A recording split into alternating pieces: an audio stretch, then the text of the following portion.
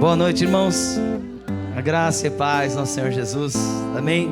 Deus abençoe sua vida poderosamente. E essa noite seja uma noite especial em Cristo Jesus. Que Deus, Ele tem uma palavra ao nosso coração, é edificar a nossa vida, fortalecer a nossa alma, em nome de Jesus.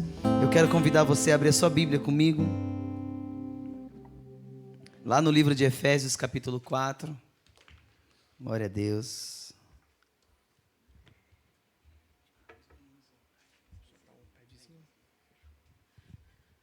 Efésios capítulo 4, nós gostaríamos de pregar nessa noite, assim como pela manhã, também pregamos essa palavra, porque creio que é uma palavra para a igreja, a palavra para que todos nós possamos ouvir, refletir, obrigado.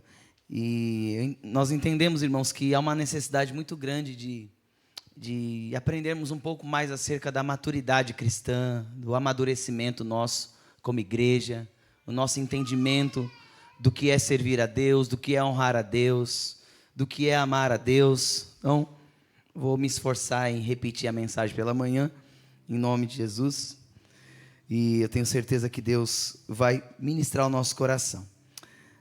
Efésios capítulo 4, o verso número 14, 15 e 16, tá impressão minha? Tá calor aqui, né? Impressão, né, irmãos? Deve ser impressão. Tá calor, irmão? Vocês comungam da minha opinião? Tá um pouquinho calor ali. Só dar uma baixadinha nesse aí, né? Que aí ele já fica bom. 24,5 ele liga o condensador. 25 ele desliga. Aí fica quente de novo. Efésios capítulo 4, quero ler com você do 14 em diante. Eu leio na versão NBV. Preste atenção. Essa palavra é muito poderosa no nosso coração. Então diz assim: então não seremos mais como crianças, sempre mudando a nossa ideia a respeito daquilo que cremos, porque alguém nos disse uma coisa diferente, ou então porque habilmente mentiu para nós e fez que a mentira soasse como verdade.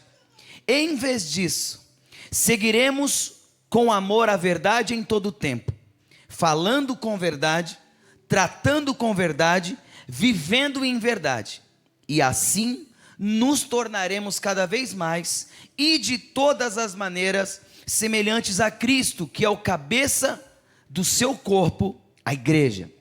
Sob a direção dele, todo o corpo se ajusta perfeitamente e cada um dos membros em sua maneira particular auxilia os outros membros, de tal modo que todo o corpo seja saudável e cresça em amor. Amém? Louvado seja o Senhor. Eu quero orar contigo. Pai, fala conosco nessa manhã, nessa noite. Ministra o nosso coração, pois nós queremos ouvir, Senhor, a tua voz, queremos compreender a tua palavra, queremos compreender aquilo que o Senhor quer falar conosco e queremos ser edificados, Pai. Queremos sair desse lugar, Pai, edificados na tua presença, firmes na rocha. Oh Deus, o nosso coração cheio da sua bondade e do seu amor. Fala com cada um, ministra o nosso coração, pois nós precisamos te ouvir, Pai. Oramos em nome de Jesus, amém. Você pode aplaudir a Jesus, irmãos? Glória a Deus. Pode se assentar em nome de Jesus. Queridos, eu entendo que é muito importante, por tempo que a gente vive hoje, como igreja, falar e aprender acerca da maturidade. Maturidade, ela não está ligada à idade. Seria bom, seria ótimo que, conforme a nossa idade cronológica fosse avançando, a nossa maturidade acompanhasse também, né? Os nossos cabelos brancos, os nossos não, os de vocês.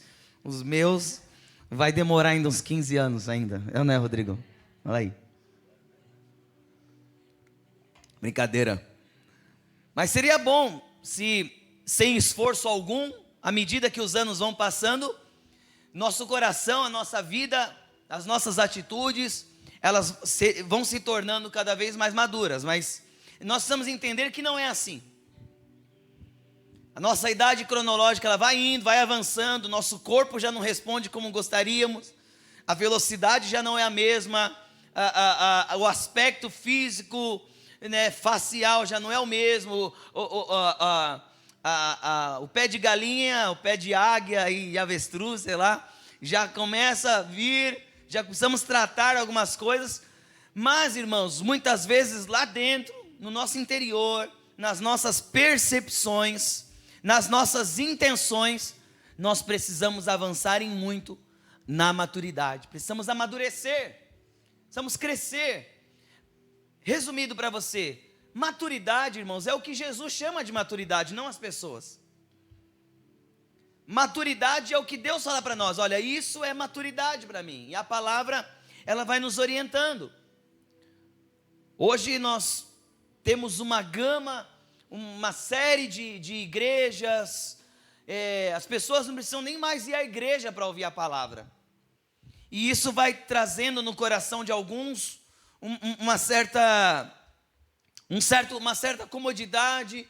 A gente vai acreditando que certas coisas são dessa forma, dessa maneira, e é assim mesmo, e tá bom, eu estou ouvindo a palavra, mas a palavra, ela nos ensina, queridos, que nós precisamos olhar as Escrituras e perceber, porque muitas vezes até a maneira que nós estamos entregando o nosso culto a Deus, ou então a nossa intenção para a qual nos traz num culto a Deus é imatura, porque nós aprendemos assim, porque foi passado para a gente assim. Estava até conversando e comentei hoje de manhã,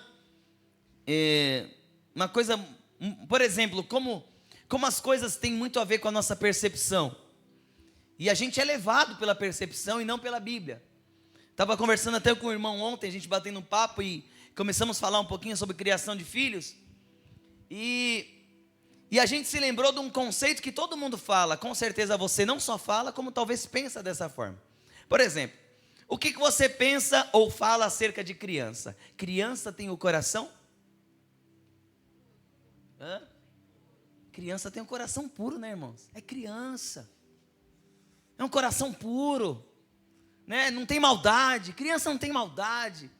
Isso é uma coisa que a gente ouviu dos nossos pais, a sociedade fala, nós falamos, oh, que coisa linda, que pureza, então criança é pura, né? Porque criança é pura, só que a Bíblia não fala isso.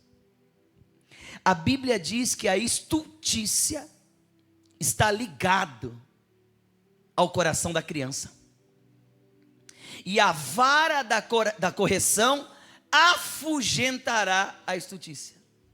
Irmãos, é difícil talvez, é bonito, é chique, mas estultícia nada mais é do que estupidez. Então, a Bíblia fala que a estupidez está ligada ao coração da criança. Em outro texto fala que a criança que é entregue a si mesma, ela é a vergonha dos seus pais, ela causará vergonha.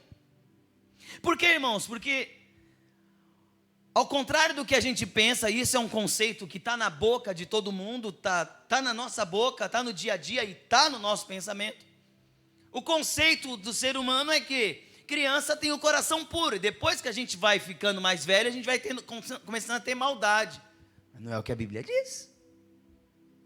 A Bíblia diz que a estupidez, ela já está no coração da criança.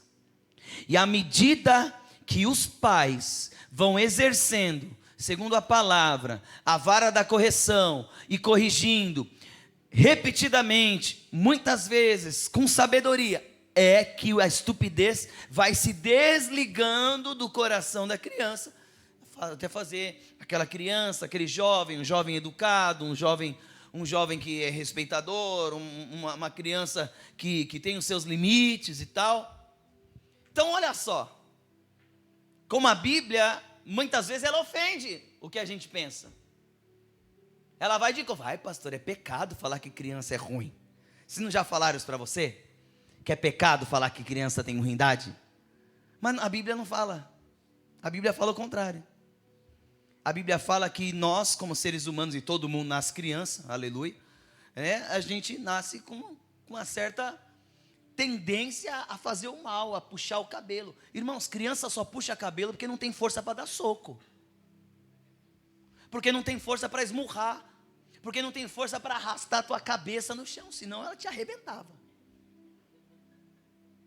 Pega o pivetinho e por um dia que Deus permitisse para ele a força de um homem de 25 anos, com a cabeça que ele tem, ia te detonar, mãe.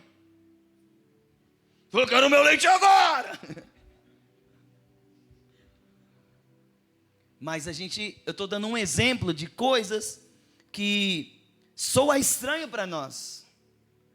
Soa estranho de acordo com aquilo que a gente sempre ouviu dos nossos pais, da família, da sociedade, mas que são completamente bíblicos. E tem muitas outras coisas. Eu dei esse exemplo porque é uma coisa que a gente estava conversando, eu falei, caramba, é verdade, a gente sempre fala isso, né? Mas a Bíblia te mostra o contrário. A Bíblia te mostra que o trabalho árduo dos pais é a correção, é o ensino, é a repetição, são os limites, ou coisa difícil. Fácil, irmãos, fácil é educar o filho dos outros, é moleza. A gente tem solução para o filho de todo mundo. O filho dos outros é moleza educar. É maravilha. Isso aí eu faria isso. Agora. Próximo culto, essa criança ia ver comigo só. Como ia estar aqui do meu ladinho aqui, ó. Filho dos outros, a gente sabe fazer tudo. Ainda bem que Deus deu o nosso, né? Porque aí as emoções estão junto naquele negócio. Você tem que falar, opa, aqui é tua emoção, aqui você tem que ser racional, aqui, ó. Vai chorar no banheiro, mas aqui tem que ser firme, olhar firme para ele, para ela e falar, é assim. Vai. É duro, né? Mas a Bíblia fala para nós. Enfim, baseado nisso e tantas outras coisas, eu entendo, irmãos, que é muito pertinente a gente entender que nós precisamos crescer no Senhor em maturidade. Eu falei hoje aqui de manhã, a maturidade, ela não está na excelência dos nossos objetivos. A maturidade está na excelência das nossas motivações. Até pregamos outro dia aqui, e essa frase não é minha, de outro pastor que eu vi. Ele fala, somos pessoas de grandes iniciativas, mas de pequenas acabativas. Né? A iniciativa é com a gente mesmo. Toda semana, irmãos, e eu não estou reclamando não, porque tem coisas que são maravilhosas e inspira, nos abençoa, e faz a obra enriquecer, crescer. Mas toda semana, irmãos, eu escuto uma iniciativa dos irmãos, de alguém. Ah, pastor, nós deveríamos fazer assim. Falo, opa, bora? Então, pastor, é que eu estou ocupado. Falo, legal, aí você quer que eu faça, né? Entendi. Deixa eu colocar na lista aqui. Que a lista... Não é? Porque nós somos pessoas de grandes iniciativas, mas de poucas acabativas. Por quê? Porque a acabativa te leva à persistência, você vai ouvir revés, você vai ouvir pessoas, isso aí não vai dar em nada, e você vai levar. Mas Deus falou com você, é algo que o Senhor está tratando, é algo que Deus colocou, então vá adiante. Enfim, vamos ao texto, porque o texto ele mostra um propósito.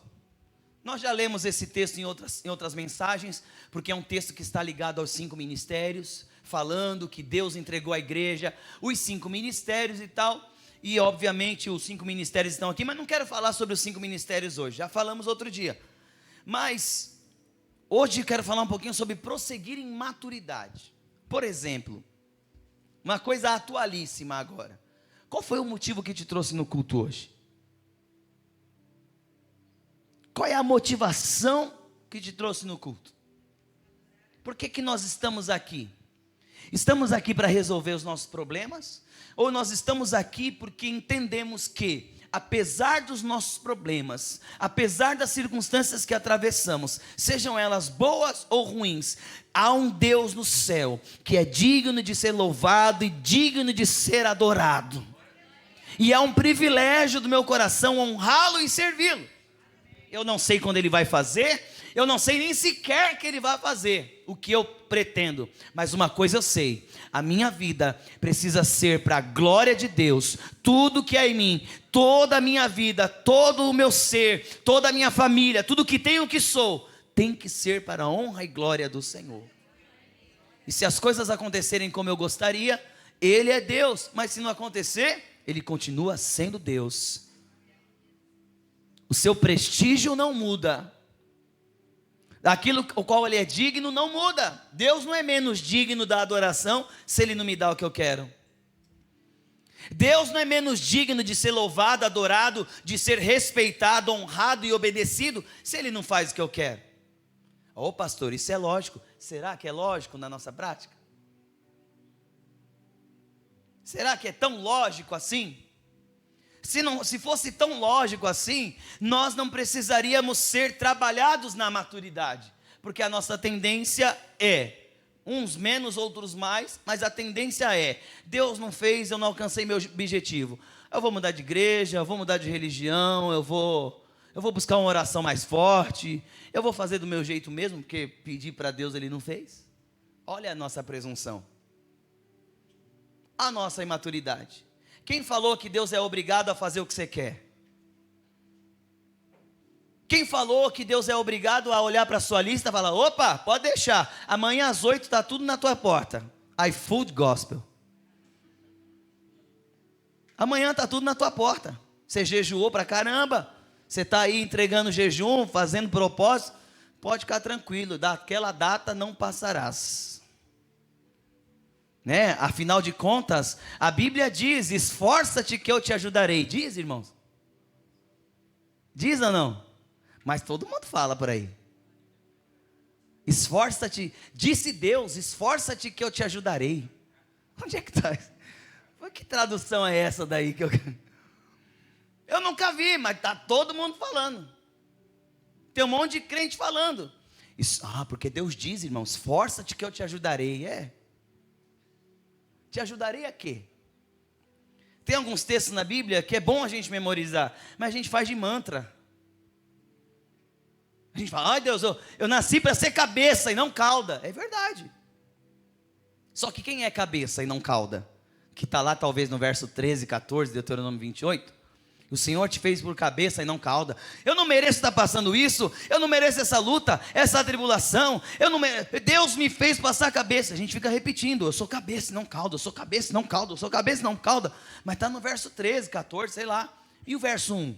O verso 1 começa nos ensinando: se atentamente ouvires a voz do Senhor teu Deus, tendo o cuidado de obedecer a todos esses mandamentos que hoje te ordeno, então o Senhor teu Deus, e aí começa, bendito serás ao entrar, ao sair, a tua amassadeira, o teu trabalho, o teu time de futebol será bendito, aleluia, tem uns irmãos que precisam jejuar, brincadeira, brincadeira, mas a tua vida será bendita no Senhor. O Senhor te porá por cabeça e não cauda. Então peraí, é uma promessa bíblica? Mas existe um processo. Eu não posso querer reivindicar de Deus o verso 13, mas o que Deus tem falando para mim acerca do verso 13, começa no verso 1. Outro mantra aqui no meio gospel: tudo posso naquele que me fortalece. Eu tudo posso naquele que me fortalece. Eu quero comprar um carro e eu vou comprar, porque eu tudo posso naquele que me fortalece. Eu quero isso, eu quero casar com aquele varão, ele é lindo, ele é maravilhoso, e eu vou casar com ele, porque eu tudo posso naquele que me fortalece. Só que o tudo posso naquele que me fortalece está no verso 13 também. Olha, tudo, não, está amarrado, em nome de Jesus. Pula essa, uma disparidade.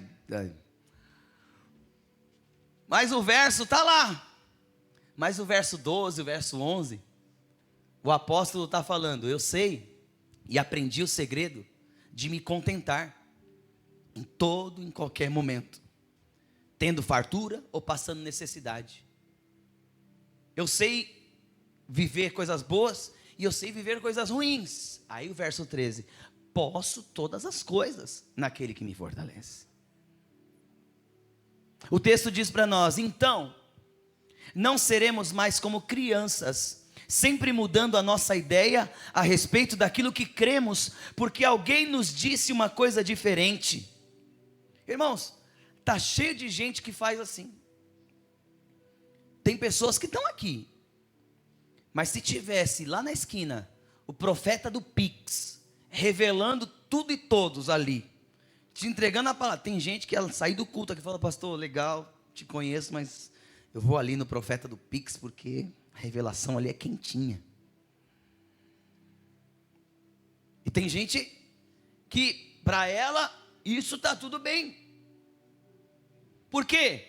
Porque as pessoas estão em busca daquilo que elas gostam de ouvir, e não daquilo que verdadeiramente pode até, primeiramente, trazer confronto, mas vai trazer a você saúde, crescimento, avanço, revelação bíblica, mostrar a ti o propósito do Senhor. Então, o propósito da maturidade está revelado aqui nesse texto, e Deus está falando para nós. Deixa o texto para nós aí, que fica fixando na nossa mente. O propósito é que não sejamos mais como crianças, sempre mudando a nossa ideia a respeito daquilo que cremos, porque alguém disse para nós uma coisa diferente. Não, agora tem a revelação não sei do que, agora tem isso, agora tem aquilo, e as pessoas acabam abandonando os fundamentos preciosos e valiosos da palavra. E outra coisa, o texto fala: ou habilmente mentiu para nós e fez que a mentira soasse como verdade. Como tem mentira no meio gospel soando como verdade?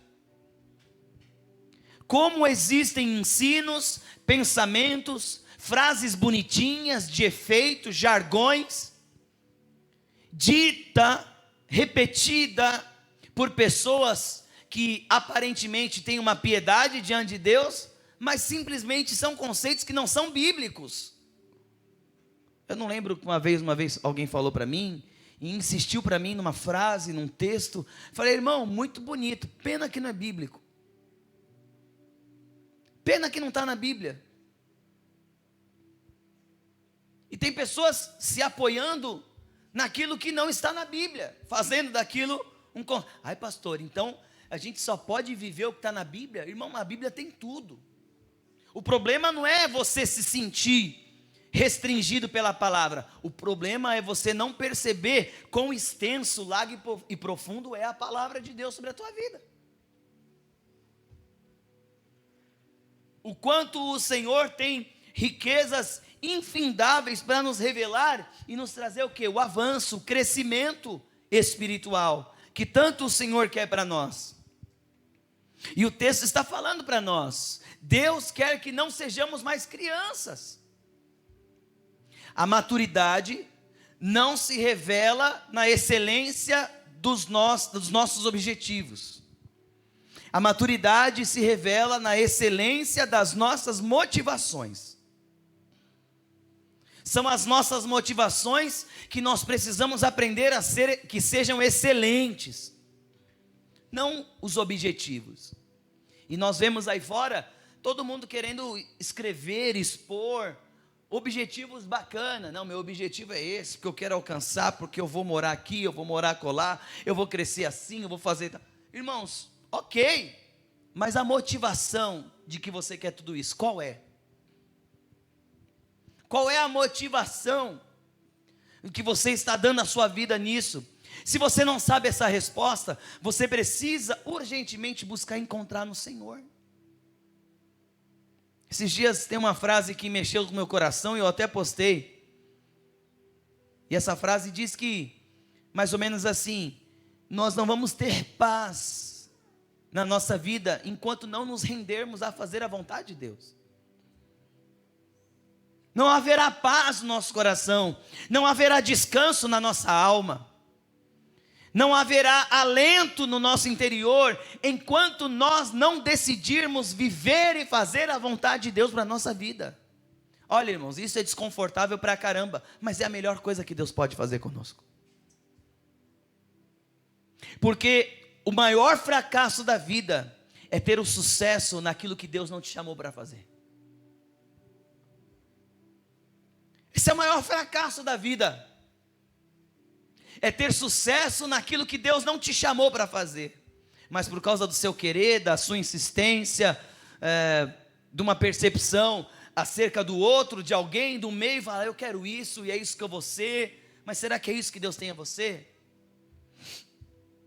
Será que é isso que o Senhor tem? Pô pastor, assim você me deixa em dúvida. É melhor te deixar na dúvida, ansiando por buscar, do que te deixar enganado para sempre. Você tem vida, você está respirando.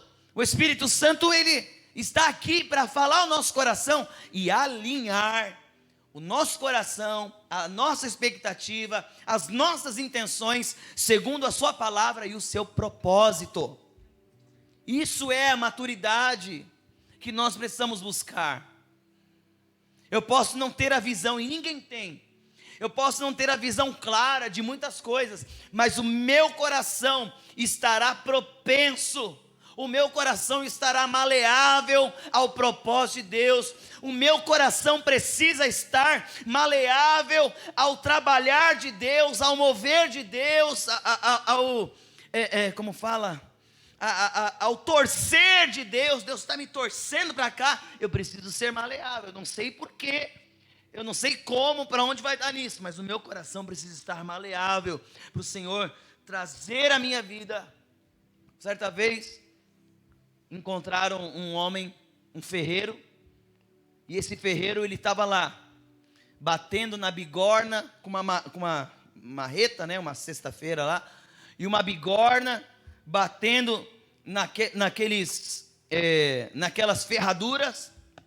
E o rapaz que percebeu aquele homem trabalhando com as ferraduras, percebeu que haviam 2 montes, e ele batia, colocava no fogo, colocava na água, batia e jogava num montão.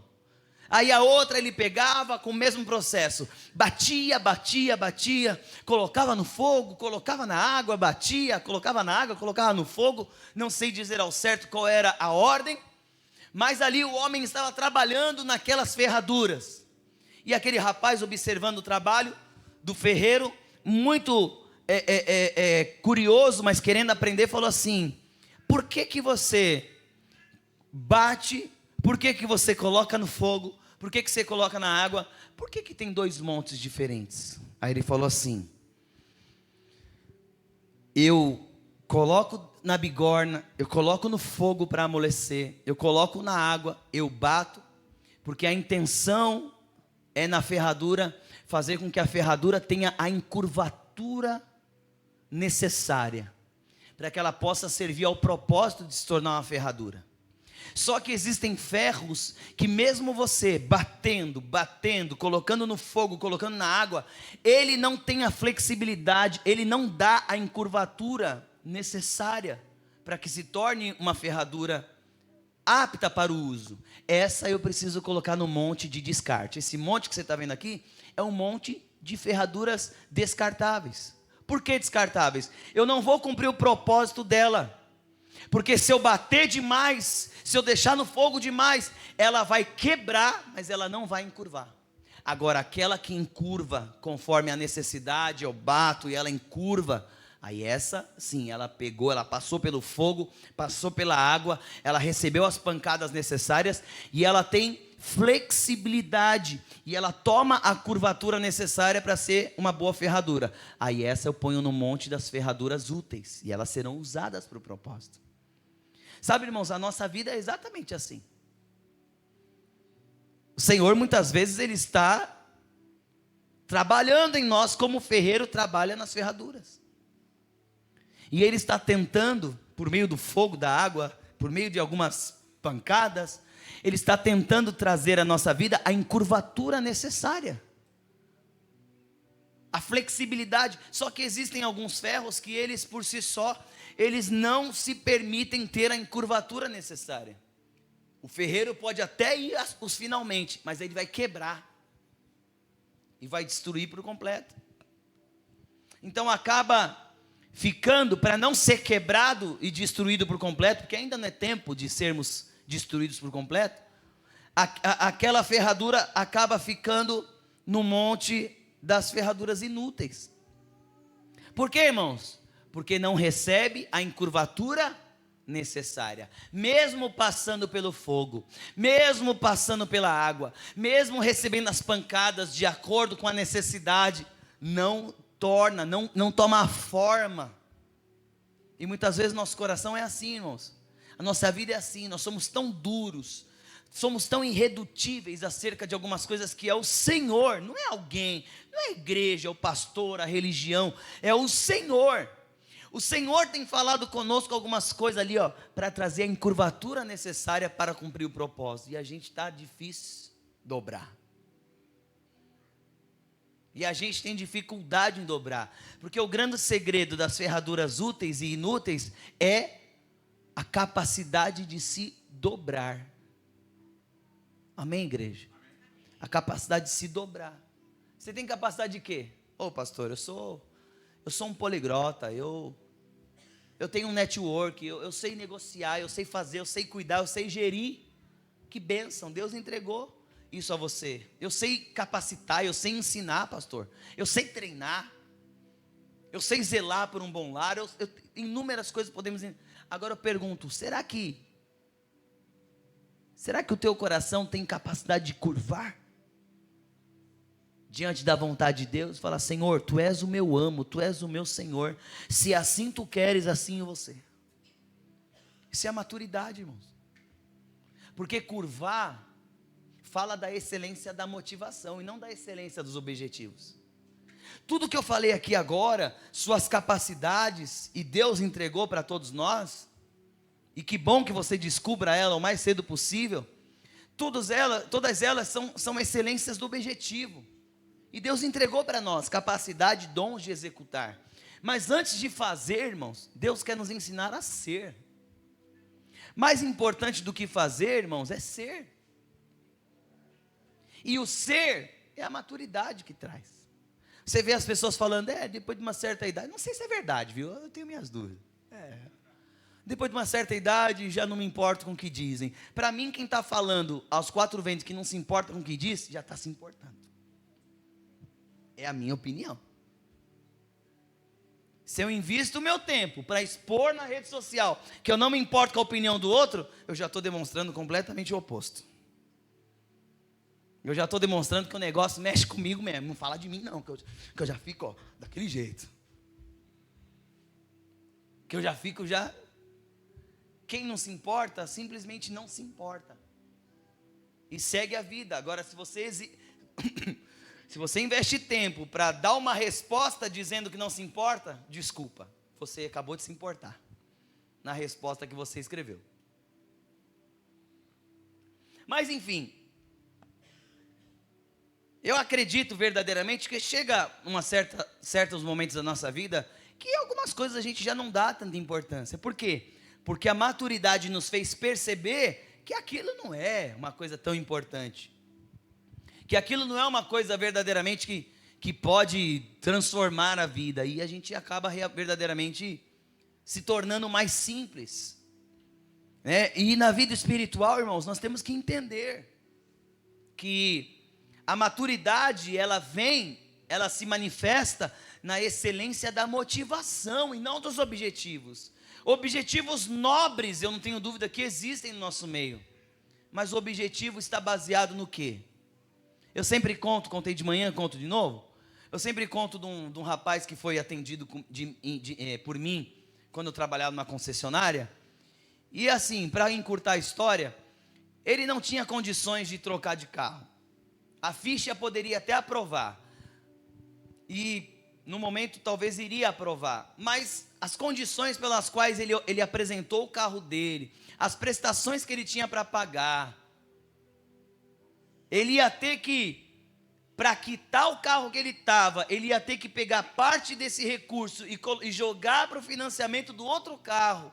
Aí, ali naquele momento eu já estava mais tranquilo. Aquele sábado, era um sábado, naquele sábado já tinha vendido 2 carros, e acho que meu coração deixou levar pela emoção ali, pela situação. Eu falei, rapaz, o que você quer trocar de carro nessa situação?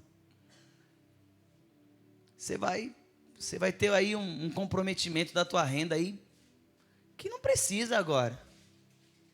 Aí estava a mulher andando para um lado e para o outro, correndo, 3 filhos correndo dentro da concessionária, aquela loucura. Eu falei, rapaz, esse cara está afim de pegar um carnê de 60 parcelas. Tem 32 que ainda não pagou, vai querer pegar mais 60. Aí, conversa vai, conversa vem, ele falou, mas... E ele queria aquele carro, Eu falei, mas rapaz...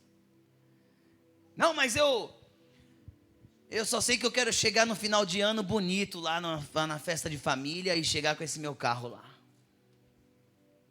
Eu nem tinha tanta intimidade para ele falar, mas ele falou para mim que o objetivo dele era chegar no final do ano com um carro apresentável tanto quanto o do cunhado. Inveja. Eu pensei assim, por outro lado eu falei, puxa, pensei, né? Obrigado pela sinceridade. Mas você vê, camarada não estava nem pensando na família, porque o carro dele, sim, era um carro que cabia aos 3 filhos. O carro que ele queria pegar era mais novo, mas não ia caber aos 3 filhos direito. Mas você vê, o que eu falo, a maturidade, ela não se revela na excelência do objetivo. O objetivo pode ser nobre, bonito, louvável aos olhos de muitos, mas e a motivação? A motivação revela a imaturidade. Ele não queria um carro melhor para locomover bem a família. Ele queria demonstrar uma disputa com o cunhado. Chegar final do ano, o cunhado chegou com um carrão, eu também vou chegar com um carrão. Carrão e a Bíblia, aleluia, converteu. É crente, irmão? Não, é o carnê. Ah, tá. Então, eu pergunto para você, quais têm sido as nossas motivações em tudo na vida? Nós estamos verdadeiramente vivendo, exercendo a nossa vida em sociedade, a nossa cidadania, a nossa vida em família para a glória de Deus? Quais são os nossos motivos? A Bíblia está falando que o desejo de Deus é que a gente não seja mais como criança, que é levado de um lado para o outro, em outras traduções, levado por todo o vento de doutrina. Ensinam tantas coisas por aí, mas a Bíblia fala, em vez disso, verso 15, seguiremos a verdade com amor em todo o tempo, falando com verdade, tratando com verdade e vivendo a verdade. E é isso que nós precisamos. Precisamos tratar com verdade, falar com verdade e viver a verdade. O nosso trato, a nossa fala, a nossa vivência tem que ser a verdade. E tem muita gente aderindo e agregando a sua vida à mentira. Nós precisamos amadurecer em Cristo Jesus. Aí a palavra fala, e assim, verso 15, nos tornaremos cada vez mais, e de todas as maneiras, semelhantes a Cristo. Então, irmão, qual é o propósito de Deus para a igreja? Qual é o propósito de Deus para mim e para você? Nos tornar semelhantes a Cristo. Em meu lugar, o que faria Jesus? Em seus passos, o que faria Jesus? Como que Jesus ia reagir? Como que Jesus iria fazer? Qual seria a escolha de Jesus? Essa tem que ser a nossa pergunta diária acerca das nossas motivações. Esse tem que ser o testemunho interior que tem que soar e tem que nos nortear. Em meu lugar, o que Jesus faria? Esse é o nosso desafio. Você não vê o apóstolo Paulo aqui, você não vê o texto nos falando que isso vai acontecer para que a gente se torne uma pessoa melhor, uma pessoa destravada, uma pessoa isso e aquilo. Não. O propósito de Deus, através disso, nós vamos nos tornar cada vez mais e de todas as maneiras semelhantes a Cristo, que é o cabeça do corpo, a igreja. Então o objetivo de Deus é fazer com que o caráter, a excelência e a essência de Cristo permeie na nossa vida cotidiana. Deus não quer trancar todo mundo dentro da igreja, vamos ficar aqui adorando, cantando, prestando culto a Deus. Isso não é ser igreja, isso é parte da vida da igreja, reunir para cultuar aquele que nos criou. Mas e quando a reunião acaba? Aí é que está, irmãos. Quando a reunião da igreja acaba, o culto não acaba. E é essa a ideia que nós vamos entender. O culto ele não acaba, o que acaba é a reunião. O que acaba é o momento onde a igreja do Senhor se reúne para adorar. Mas o culto, ele não acaba. O culto, ele continua lá fora. Nas nossas atitudes, nas nossas escolhas, no meu dia a dia, na maneira como eu me comporto no meu trabalho, da maneira como eu ajo e reajo com o meu semelhante, na maneira como eu lido no trânsito, da maneira como eu trato com a minha esposa, como eu trato com os meus filhos, como eu trato com o meu cônjuge. É ali que a glória de Cristo tem que se manifestar. É ali que a presença, que o batismo no Espírito Santo, ele tem que mover. E eu não sou contra batismo no Espírito Santo, por exemplo. Eu não sou contra as movimentações dos nossos corações, nossa vida num culto. Eu continuo entendendo que isso pode ser perfeitamente natural e acontecer. Hoje o culto do Espírito Santo, o fogo vai descer, aleluia, o reteté vai cair, pode cair, irmão, rodopia, vai para cima, faz um giraia, fala em línguas, mas e lá fora? Essa manifestação que gerou manifestações externas, porque eu creio, pastor, você não crê que o enchimento do Espírito não traz manifestações externas? Ou se creio, só que quais manifestações externas? Eu aprendo a tratar melhor minha esposa, eu aprendo a tratar melhor meu marido. Aí eu fui cheio do Espírito Santo no domingo na igreja, o fogo veio, eu falei em língua estranha, eu fui cheio. Na minha segunda-feira, aquele telefonema que eu falava não tô, agora eu estou cheio do Espírito Santo. Eu falo, não posso mentir, eu estou. Aquele acesso na internet que eu tinha, eu fui cheio do Espírito Santo, então segunda-feira eu já não quero mais ter aquele acesso na internet. Eu já não vou mais buscar aquilo, eu já não vou mais acessar. Aquele palavrão que saía da minha boca, agora começou agora a minha vida, meu crescimento, minha maturidade, então, pelo menos agora eu vou lutar mais para não falar, até chegar ao ponto de não falar mais o palavrão. Por quê? Porque eu estou sendo cheio do Espírito Santo. Então como é que eu não vou crer nas manifestações externas do Espírito? É claro que eu creio. Agora, nessa caminhada, torna muito difícil eu acreditar que o Espírito Santo faz você rodopiar, pular, extravasar, mas você sai lá fora e nada aconteceu. Eu não sou contra a extravagância do nosso corpo no culto. Vamos para cima, vamos pular, vamos correr. Tem uma figurinha minha aí, eu estou correndo lá. Deixa eu correr. Estava com vontade de correr, irmãos.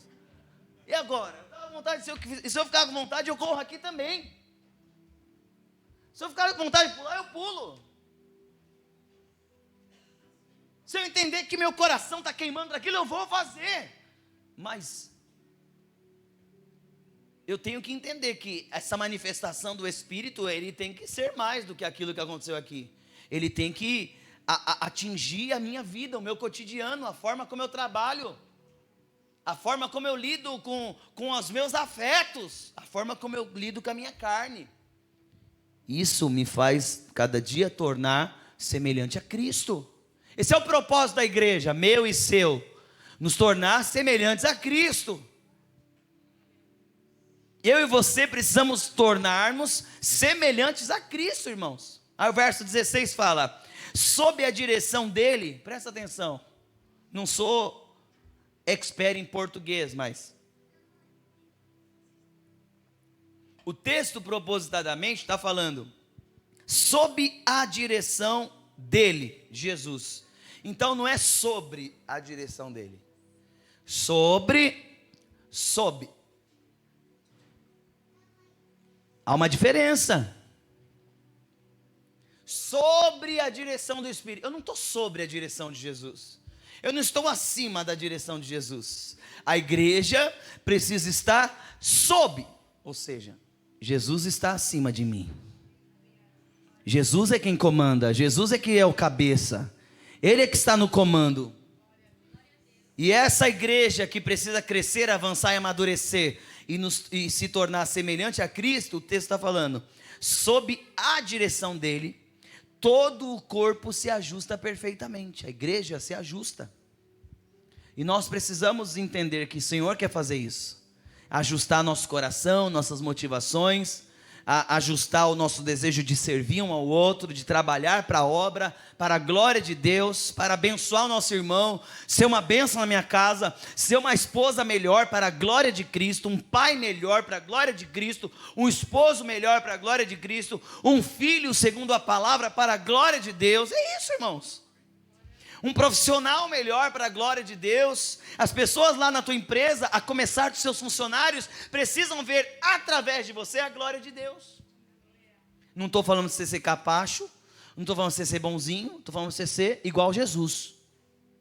Esses dias minha cunhada começou a leitura e começou o livro de Mateus, falou assim: nossa, Jesus é bravo, hein? Mateus lá. Eu falei, porque a gente pensa que Deus é bom, mas Ele não é bonzinho. Deus é bom, não há ninguém tão bom quanto Deus, mas Ele não é bonzinho. Deus não é bonzinho. Quando Deus vê algo que fere a sua palavra, Ele vai em cima. Deus não vai ser politicamente correto comigo, com você. Deus vai falar: isso aqui está errado, filho, anátema, isso é maldição, arranca isso da tua vida. Ai, mas não, arranca isso. Ai, como é incisivo. Pode até ser, mas Ele é bom. Ele é bom. Deus é bom, mas Ele não é bonzinho. E muitas vezes nós queremos ser bonzinhos com as pessoas e a gente não é bom. A gente não expressa a bondade de Deus.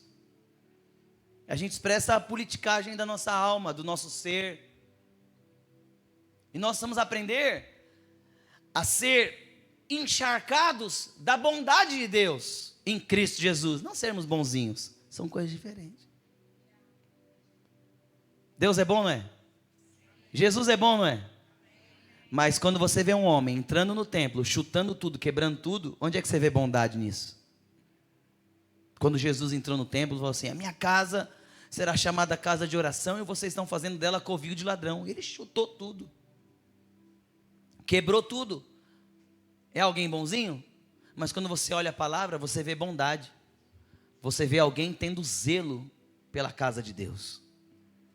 Vê alguém demonstrando zelo por aquilo que precisa ser zelado, a santidade, a pureza das intenções. Por quê? Por que aqueles camaradas estavam vendendo? Só para você ter uma ideia, quando Deus pedia para você: olha, você vai me oferecer 2 pombinhas de 1 ano, o que Deus queria que você fizesse?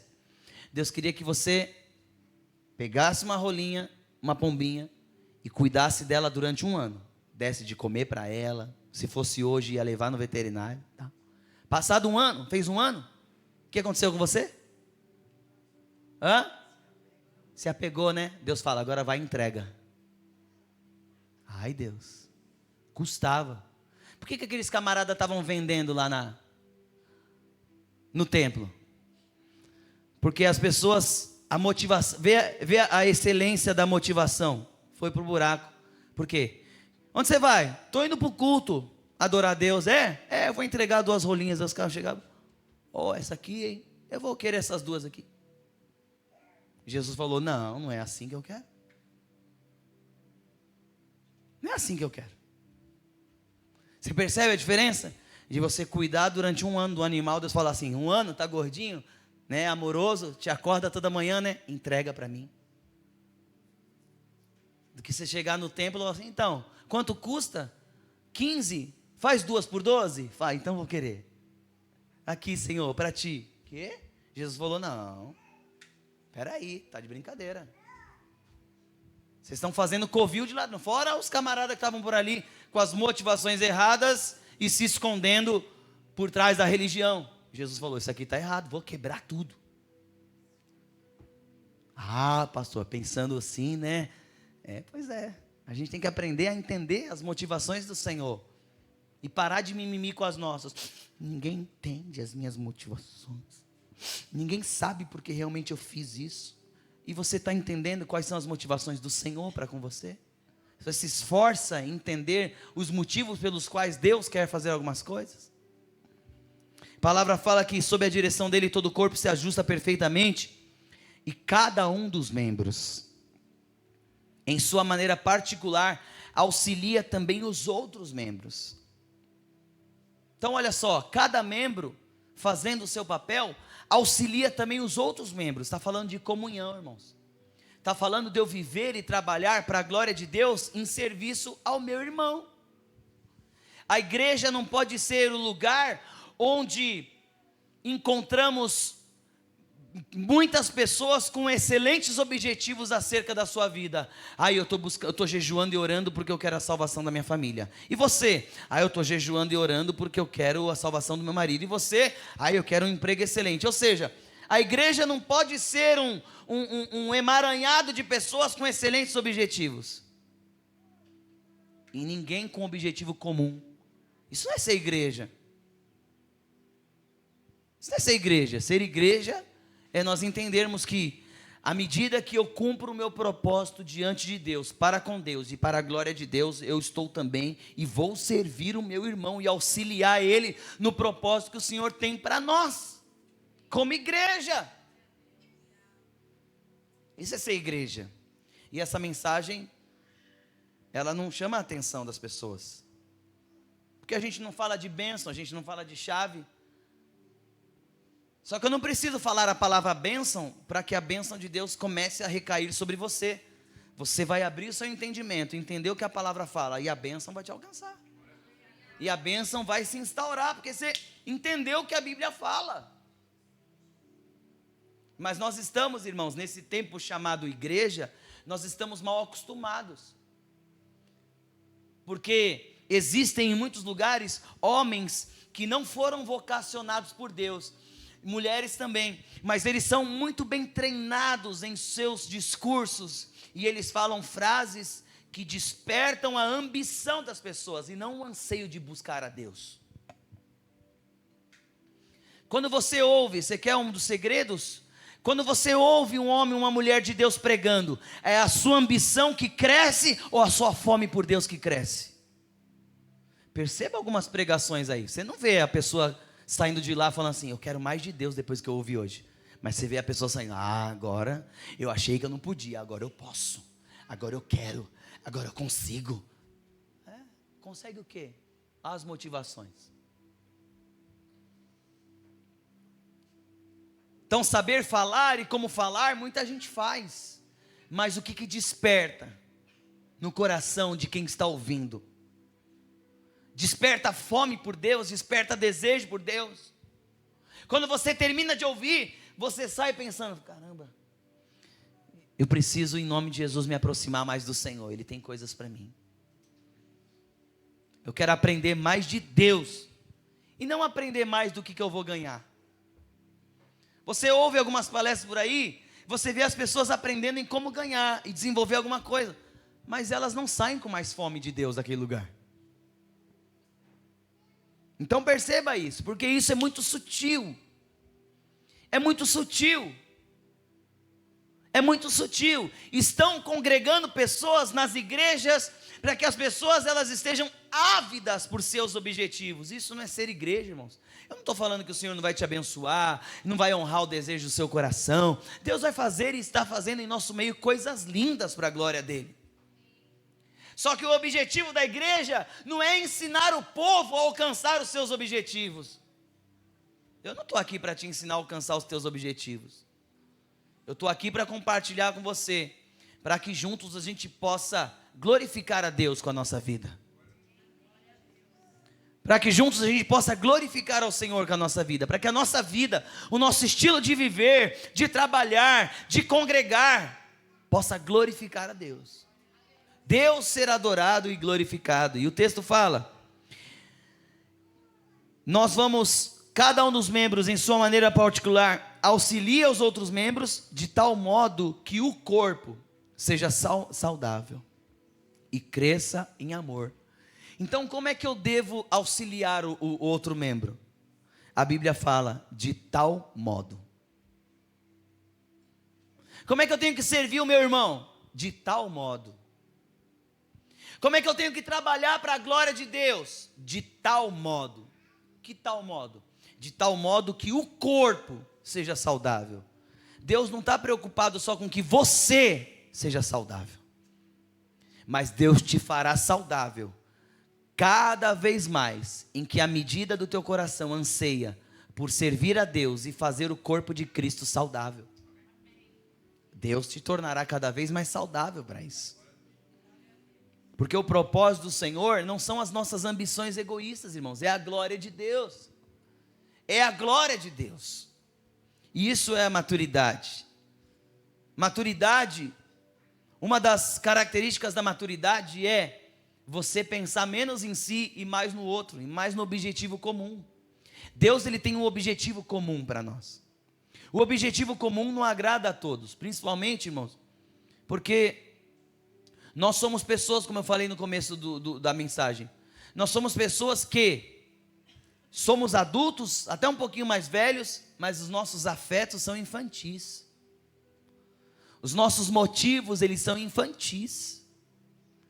E Deus quer trabalhar nessa noite em nós, nos nossos motivos, porque os nossos motivos são infantis.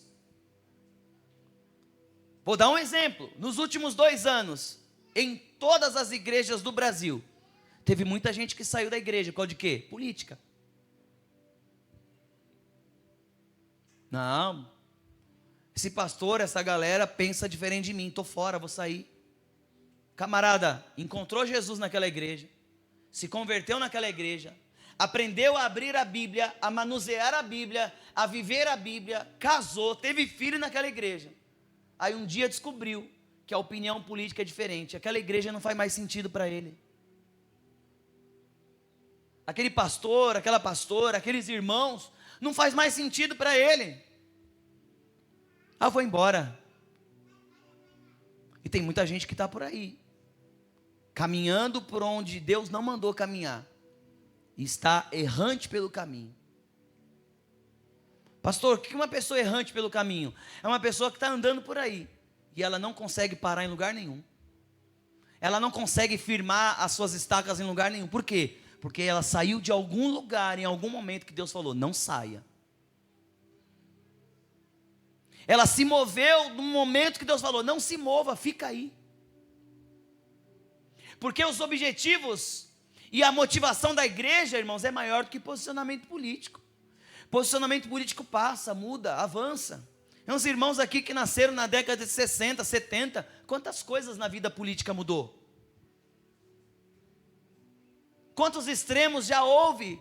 Quantos movimentos políticos já existiram nesse país? Mas a igreja continua a mesma. O objetivo de Cristo não mudou. Pessoas nasceram, pessoas morreram, pessoas empobreceram, pessoas enriqueceram. E o objetivo da igreja do Senhor sempre continuou o mesmo: glorificar a Jesus, adorar o Senhor, ganhar vidas para Jesus. Então quem se move no nosso meio com motivo inferior a esse, está dando lugar às suas imaturidades. Quem toma decisão baseado no seu querer, por que você está assim? Ah, porque eu estou magoado. Você está magoado por quê? Está chateado por quê? Porque alguma expectativa do seu coração não foi respondida. Olha como a gente é imaturo. Eu gerei uma expectativa a seu respeito, você não supriu a expectativa que eu gerei. Eu fico ofendido com você. O problema não está em quem não respondeu a expectativa. O problema está em mim, que gerei uma expectativa que não deveria ser gerada. Ou qual é o pai e a mãe que abandona o filho e a filha quando o filho na primeira vez ofende ele? Ah não, mas é meu filho. Tá bom, tá sentado do teu lado, é teu irmão, cara. Você vê como a gente não dá o devido valor? Ah, mas aí é meu filho. Tá bom, mas aí do teu lado é teu irmão. Sentado atrás de você, na tua frente, é teu irmão, cara. Entendeu? Aí. Receba. Aí. Fica. Então nós precisamos reavaliar nosso coração e servir uns aos outros. Por quê? Porque o texto está falando, servir de tal modo que o corpo seja saudável e cresça em amor. O que Jesus está querendo falar nesse texto? Irmãos, Você já foi numa festa americana que todo mundo achou que o outro ia levar comida e ninguém levou nada? Já foi? Eu vou levar só um suquinho, que vai ter comida lá. Só que os outros 15 da festa também pensaram a mesma coisa. Aí tinha 10 refrigerantes, 2 litros, 8 garrafas de suco e um bolo de fubá. Eu já fui em lugar assim. O que aconteceu ali? Aconteceu que todos, na verdade, todos se esgueiraram no outro e acreditou assim, bom, alguém vai levar de comer e a gente vai ficar de boa. Agora você já foi numa festa americana que todo mundo pensou assim, festa americana, não fala festa americana hoje, né? Coisa de velho falar festa americana. Você já foi numa confraternização que todo mundo falou assim, hoje eu vou levar a melhor comida que eu puder levar. Dentro das minhas condições, eu vou levar um bolinho, eu vou levar um pãozinho de metro. O que acontece naquela reunião? Ao final todo mundo está, não, obrigado, irmão. Leva para casa, não, vai sobrar, vai ficar. Por quê, irmãos? Porque num ambiente, isso é qualquer coisa, é festa, é igreja, qualquer lugar. Num ambiente onde todo mundo entra só querendo subtrair, vai embora todo mundo com fome falando mal. É por isso que tem um monte de gente indo embora das igrejas falando mal. E aí a igreja? O pastor fala demais. Ele prega, ele fala, ele o quê? É porque você veio só querer receber, filho. Agora quando a gente entra no ambiente querendo oferecer, todo mundo se alimenta, sai satisfeito e ainda vai ter gente levando para casa. É assim que tem que ser a igreja do Senhor. A nossa mentalidade tem que mudar. Eu não tenho que me arrumar e vir para o culto pensando que eu vou receber. Eu tenho que vir para o culto, eu tenho que fazer parte, eu tenho que comungar. Falar assim, o que eu em Cristo Jesus posso oferecer para os meus irmãos? O que eu posso oferecer? O que a minha família pode oferecer? O que nós podemos oferecer? O que nós podemos entregar para a glória de Deus? Para o Senhor em primeiro lugar, que é digno de todas as coisas. Mas para o meu irmão, porque eu sou membro junto com ele, eu vou honrar, eu vou abençoar, eu vou servir. Tem irmãozinho aqui na igreja que todo culto, ele sempre tem uma balinha para dar.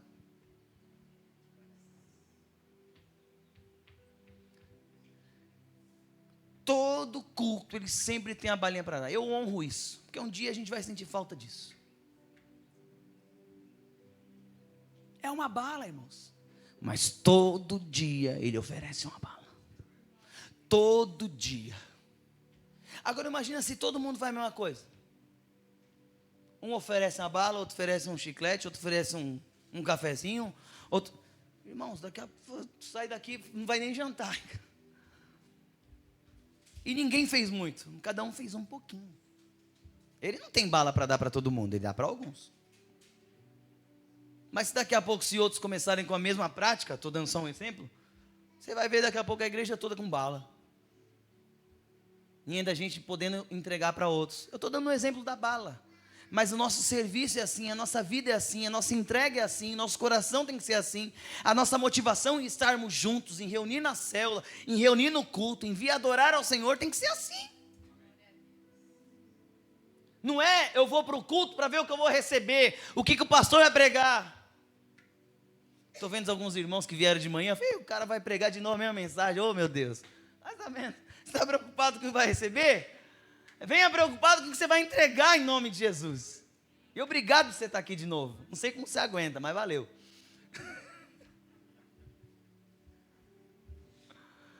Preocupado com o que nós vamos entregar ao Senhor, em serviço a Cristo, para a honra de Cristo e para abençoar a vida dos meus irmãos. Todo mundo vai sair satisfeito desse ambiente.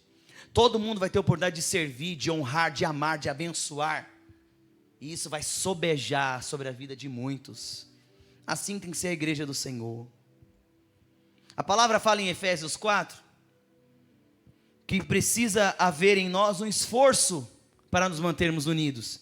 Efésios 4 a palavra fala: sejam completamente humildes e dóceis, sejam pacientes, suportando uns aos outros em amor, e façam todo o esforço para conservar a unidade do Espírito pelo vínculo da paz. Eu não sei como está nessa tradução. Procurem de todas as formas conservar. por meio da paz que une vocês, a unidade que vem do Espírito. Como é que é o 2? Minha tradução aqui é outra, foi mal. Sejam humildes e amáveis, pacientes, tendo tolerância uns pelos outros por causa do amor entre vocês. A minha tradução fala suportando. E a gente entende errado o que é suportar. Suportar, nessa tradução eu não gosto dessa aqui, porque tolerar não é o que o texto está querendo dizer, né? Porque tolerar é exatamente o oposto de suportar, irmãos. O texto na NVI fala suportando uns aos outros. Eu vou suportar a Fabi, porque... Mas não é isso que você está falando. Não é suportar de falar de tolerar, não. É suportar de dar suporte. Uma coisa é eu tolerar, outra coisa é eu entregar o meu coração em serviço para dar suporte. E é o que o texto no original está querendo ensinar para nós. Sejam completamente humildes e dóceis, sejam pacientes, dando suporte uns aos outros. E façam esforço para conservar a unidade de vocês. Tem que haver esforço. Um aqui foi criado com pão de ló, outro foi criado com fubá. Um foi criado aqui com água de quick, outro foi criado com polenguinho. Mas nós somos a igreja do Senhor, irmãos. Somos o corpo de Cristo. Segunda coisa, nós temos que abandonar os pensamentos egoístas e priorizar o reino. Romanos 14:13, a palavra fala: deixemos de julgar uns aos outros, façamos o propósito de não pôr pedra de tropeço ou obstáculo no caminho do irmão. E Romanos 15:7, a palavra fala: aceitem-se uns aos outros da mesma forma com que Cristo os aceitou, a fim de que vocês glorifiquem a Deus. Então tem que haver deixar os pensamentos egoístas de lado e priorizar o reino, priorizar pessoas. Esses dias uma irmã infelizmente colocou: detesto humanos. Não dá para ser crente e detestar humano. Não dá. Eu não me aguentei, eu escrevi assim: eu sou legal, suporta eu. Não me respondeu. Não dá para colocar a foto, o vídeo de um cachorro e falar: detesto humano. Tem que converter o coração. Tem que converter o coração, porque não é do meu jeito. É o jeito de Jesus. É claro que um cachorro dá menos trabalho. Aí você vai falar: tá bom. Mas não vai glorificar a Deus como outro homem, a imagem e semelhança do Senhor. Cachorro não é semelhança de Cristo, irmão. Pode ser criatura, pode ser o que for. Você pode gostar, pode levar no shopping passeando. Faz o que você quiser. Mas não vai pensar que ele vai glorificar a Deus de maneira à semelhança do homem, porque não vai. O homem é a imagem e semelhança do Senhor. E assim como a prioridade na criação. Me desculpe os seus afetos, mas eu fico com a Bíblia. Sirva mais e se coloque à disposição. Filipenses 2:4 fala: completem a minha alegria, tendo o mesmo modo de pensar e o mesmo amor, e um só espírito, uma só atitude. Nada façam por ambição egoísta ou por vaidade, mas humildemente considerem os outros superiores a vocês mesmos. Cada um cuide não somente dos seus interesses, mas também dos interesses dos outros. Quem fala que detesta o humano, não está colocando o outro superior a si mesmo. Ou você se odeia, precisa ser curado, ou você se sente melhor que todo mundo. Outro vertente eu não sei.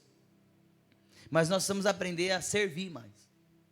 Como eu falei aqui, nós temos que entrar no ambiente para agregar, para entregar, para me gastar. Isso é o reino de Deus. Para servir. Você não casa para ser servido, irmãos. Se você casou para ser servido, acabei de achar o motivo da tua infelicidade. Ô pastor, não consigo ser feliz nesse casamento. É porque você quer ser servido. No casamento você casa para servir. No casamento você casa para morrer, para se entregar, para se colocar por último. Quem se casa para ser feliz, nunca será feliz no casamento. Agora, quem se casa para fazer outro feliz, aprenderá com Cristo o contentamento da entrega. Aí é que é o problema. Não consigo ser feliz, é porque você casou para ser feliz. Você casou, irmão, para ter uma empregada na tua casa. Você não casou para ter uma esposa. Você casou para ter uma empregada. Você casou, irmão, para ter um marido de aluguel. O cara arruma aqui, arruma lá, arruma colar, faz tudo, me paga o que tem que pagar e está tudo certo. Não. A gente casa para servir o outro. A gente casa para morrer em prol do outro. A gente casa para que o outro seja prioridade na minha vida agora e eu fique por último. Quer casar, solteiro? Porque hoje é tudo você. A mamãe faz tudo para você, o papai também. Mas amanhã é você que vai fazer pelo outro. A maturidade é isso. Maturidade é se colocar por último. Primeiro ele, primeiro ela, primeiro meu filho, primeiro minha esposa, primeiro meu filho, minha filha, primeiro todo mundo. Todo mundo comeu? Agora eu como. Todo mundo dormiu? Agora eu durmo. Todo mundo está seguro? Agora eu estou em paz.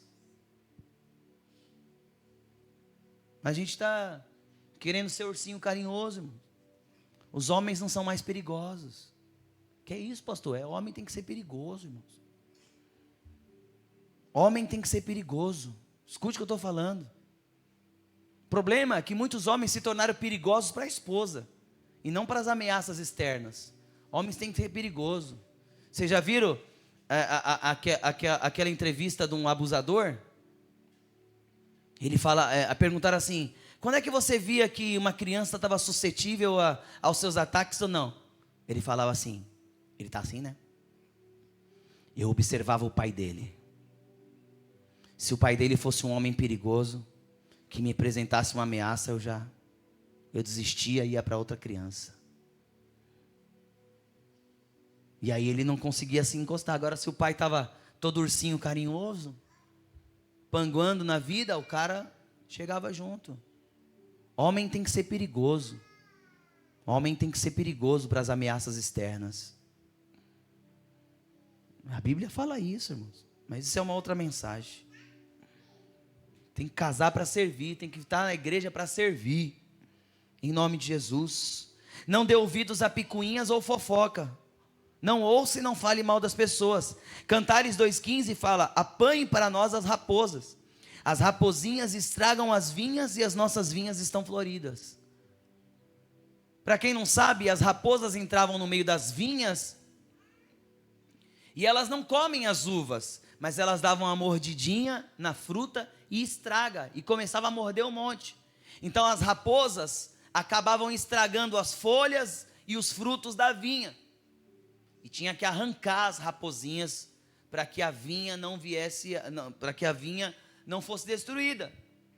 Jesus falou: eu sou a videira e meu pai é agricultor. A vinha quem é? É a igreja. E nós temos que apanhar no meio da igreja as raposinhas. Quem dera se alimentassem do fruto que nós damos. Mas não. Raposinhas são pessoas que elas não querem estar no nosso meio. Elas não honram a Cristo e muito menos a igreja, mas gostam de falar mal da igreja. E querem tirar tantas quantas pessoas forem de dentro da igreja. São as raposinhas, não dê ouvidos a elas. Elas querem estragar a flor.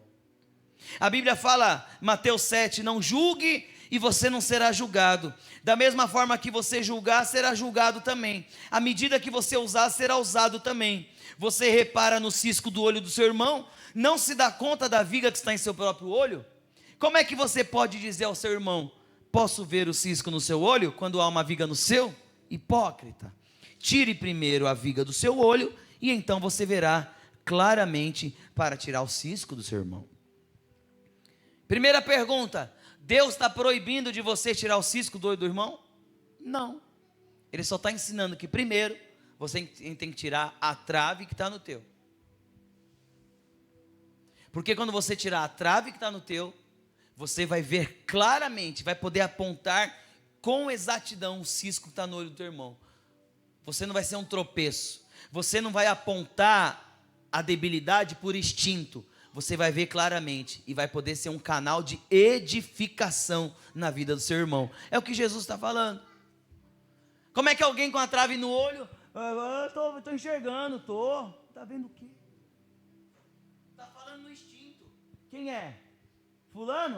Fulano é assim. Não, irmão, tira a trave do olho, veja claramente, para que você possa ser um instrumento de bênção, de reparação e edificação na vida do seu irmão. É que Jesus está falando. Em último lugar, a vida é uma semeadura. Não gosta do que está colhendo?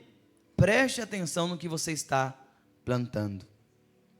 Mateus 7,12, parte A, fala: assim, em tudo e de todas as formas, façam aos outros o que vocês querem que eles façam para vocês. Façam aos outros o que você quer para você. Gálatas 6,7 fala: não se deixe enganar, de Deus não se zomba, o que o homem semear, isso também vai colher. Então, nós temos que entender que a vida é uma semeadura, e nós precisamos aprender o que Deus quer fazer em nós, em nome de Jesus. Quero terminar com uma história, que diz que um antropólogo estava estudando uma tribo na África, e essa tribo chamava Ubuntu, era o nome da tribo. Quando ele terminou o seu trabalho, ele teve que esperar então numa vila, pelo transporte que o levaria até o aeroporto, que o levaria para casa. Então, sobrava muito tempo, ele viu as crianças brincando, então ele propôs a essas crianças uma brincadeira que ele achou ser inofensiva.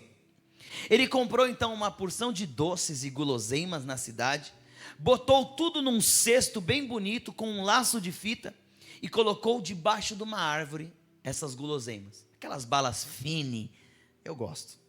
Aquelas coisas gostosas, aquela cesta de fine assim. Eu acho que era assim. Mas ele colocou muito bonito numa cesta e tal.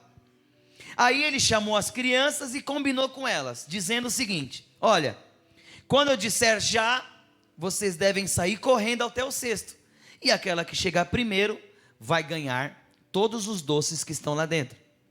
Então as crianças se posicionaram na linha demarcatória que ele desenhou no chão e ficaram esperando pelo sinal que ele falasse já.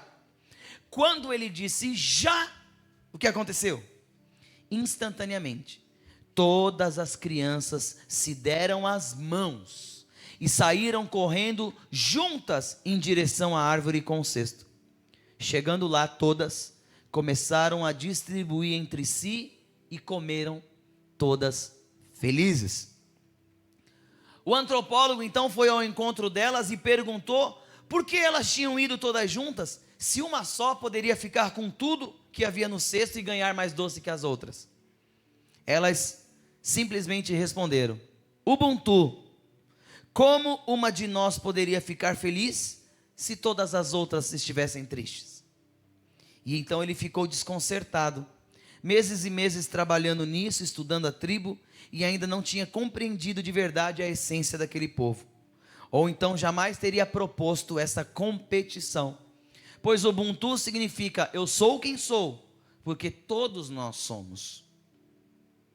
Na tradução literal da expressão inteira, é utilizada assim: Umuntu nigumuntu nagabantu. Uma pessoa só é uma pessoa por causa das outras pessoas. Amém? Nós só somos alguém porque alguém investiu tempo na gente, porque alguém limpou a gente, porque alguém ensinou, porque alguém mostrou o caminho, porque alguém nos abraçou, porque alguém nos deu a oportunidade. Essa ideia, irmãos, de que as pessoas querem viver, alguns aí como eremitas,